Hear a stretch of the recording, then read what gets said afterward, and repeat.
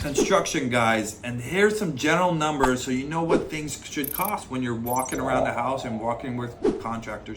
Generally, a roof is 10 to 20,000, somewhere in that range, sometimes even less. We've done roof for 7,000. We can get that done. You bid on it per square. You can material alone, probably 4 to 5 grand, just material alone. It's how much labor they want to charge you and mark it up. They do mark it up a lot.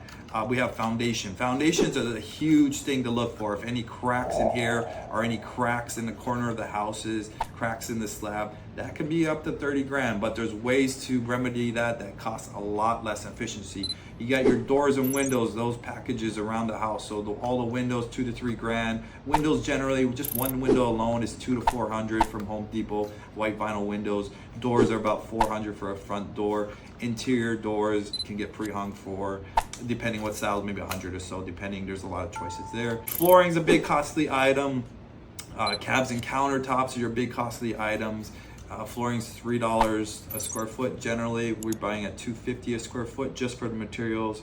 Another $2 to install per square foot. We have cabs and countertops. That is a big cost item. So if you can keep that cost down, which is huge. We do a quartz countertop, which is a little more expensive, but it's called for nowadays.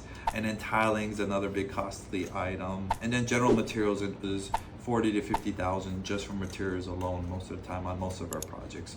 But it's easy to figure some of this stuff out. A great trick or hack is the Home Depot app. Pull out a Home Depot app and see what things cost. Lumber is not too bad. Lumber is not going to kill your job.